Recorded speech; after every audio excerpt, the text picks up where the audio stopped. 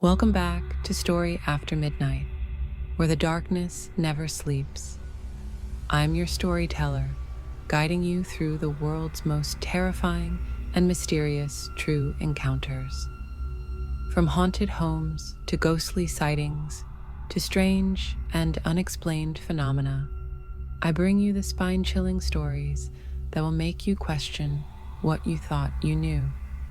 In tonight's episode, we dive deep into the eerie and unsettling world of real-life ghost encounters.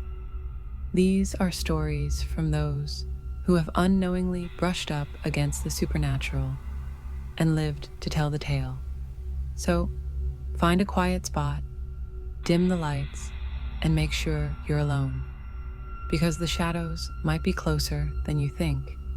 Who knows what's lurking, watching, and waiting to make its presence known. Now, let's step into the unknown. The darkness awaits. When my great-aunt Eleanor passed, I didn't expect to inherit anything. I'd met her only once, when I was 7, and even then, she barely spoke a word to me. She lived alone, out in the countryside, in a crumbling estate surrounded by trees so thick they drowned out the sky. The lawyer's voice on the phone was flat and rehearsed. She left you the house, all of it. I remember laughing, nervously. It didn't feel real. 2 weeks later, I stood in front of the place with a suitcase and keys that felt too cold in my hand.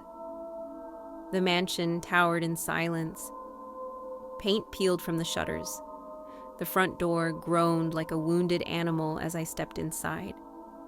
The air was thick, like the house had been holding its breath for years, and finally exhaled when I walked in.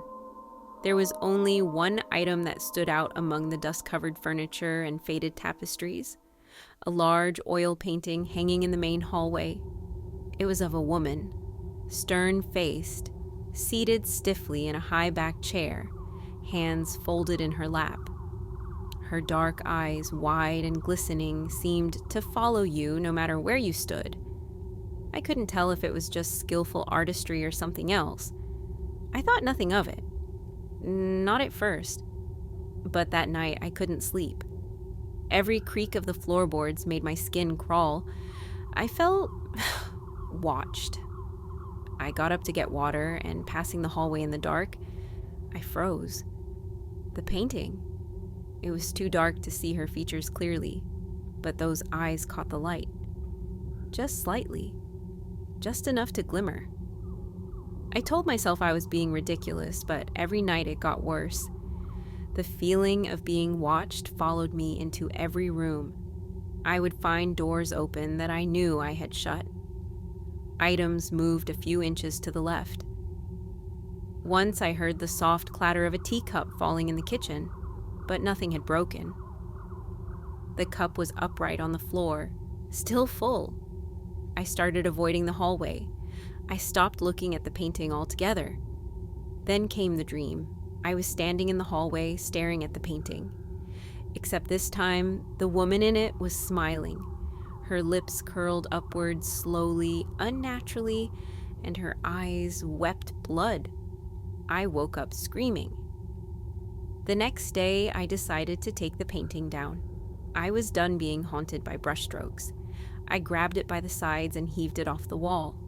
But as I did, a cold gust of air hit my face, coming from behind the wall. There was a hollow, a shallow, rectangular space carved into the wall like a cubby. Inside it was nothing, just dust and handprints from the inside. I stumbled back, nearly dropping the painting. That night, the footsteps started, pacing. Above me, in the attic. I hadn't been up there. I didn't even know how to access it until I found the hatch behind a bookshelf in the study. With trembling hands and a flashlight, I climbed the creaking ladder into the attic. The air was musty, old, forgotten. But there were signs of life. Recent life. 2 mattresses, both dusty but indented. A half-burned candle. a child's toy, and on the far wall, drawings, charcoal sketches of the painting, over and over again, eyes scribbled darker and darker until the paper tore. Then I heard it, a whisper, low, behind me. "She sees you now." I turned. There was no one there. But when I got back downstairs, the painting was hanging on the wall again. I hadn't rehung it. I left the house that night. I drove 5 hours to a motel and didn't sleep a wink. The next morning, I called the lawyer and told him I was putting the place on the market. I didn't care if it sold or not. I just wanted to forget it. But I can't. Because last night in my apartment, hundreds of miles away, I woke up to find a painting leaning against the wall across from my bed. The same woman, the same eyes, and she was smiling. I burned the painting. I took it outside, soaked it in lighter fluid, and watched the flames eat through the woman's eyes first. Her smile curled and blackened into ash. But she didn't burn, not completely. The fire went out too soon, unnaturally soon. The canvas was charred, but her face was still visible beneath the smoke, watching me. I threw it in a dumpster, drove 20 miles out of town, and tossed the remains into a river. I thought it was over. But 2 nights later, the whispers started. Faint, like breath through a wall. "You shouldn't have left." Then the scratching in the walls, the ceiling, inside the pipes. My apartment filled with a smell, stale perfume and mold, and the mirrors. At first it was just glimpses. A pale face behind mine, gone when I turned. Then in one mirror she was there, full body, sitting in the same high-back chair from the painting.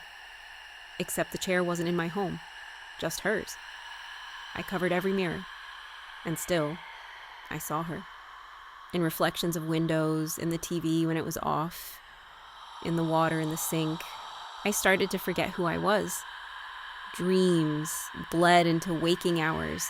I heard footsteps in the hallway outside my bedroom, then inside my bedroom. One night, I woke to find my closet door wide open. A voice whispered from the darkness inside, "Come sit with me." I moved out. I threw everything I owned away. I started sleeping in my car. And then the phone rang. No caller ID, a woman's voice, software familiar. "I'm still with you?" The next morning, the painting was inside the trunk of my car, wrapped carefully in cloth, not burnt, not torn. I brought it to a priest. He refused to touch it, told me it wasn't a haunting. It was a binding, a soul imprisoned and looking for a new host. I screamed at him to take it, to destroy it. He only shook his head and said, "You can't free her. You've already opened the door." That night, I finally read the letter I found tucked in the back of the painting's frame. It was from my great aunt. "I painted her to trap her. She cannot leave the canvas. But if you hang it, she'll see you. If you burn it, she'll be free. You must keep her eyes closed. You must never let her smile." I realized something horrifying. She had smiled in the painting before I burned it. I didn't trap her in the fire. I released her. The next morning, there were footprints on my ceiling, black like soot, pacing in small, deliberate circles. I don't know where to go anymore. I stay awake for as long as I can, but every time I close my eyes, I see her. Not in the painting, not in the mirrors. She's behind my eyelids now, and she's smiling. Thank you for joining me tonight on this eerie journey into the unknown. If these stories have left you with a chill down your spine, don't forget to like and subscribe for more spine-tingling tales. And remember, there's always more lurking just around a corner. If you've ever experienced something strange, something unexplainable, feel free to share your own story in the comments below.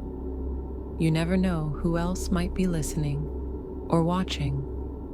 Until next time, keep your lights low, your doors locked, and your curiosity never at ease. Because at Story After Midnight, the darkness never rests, and neither do we.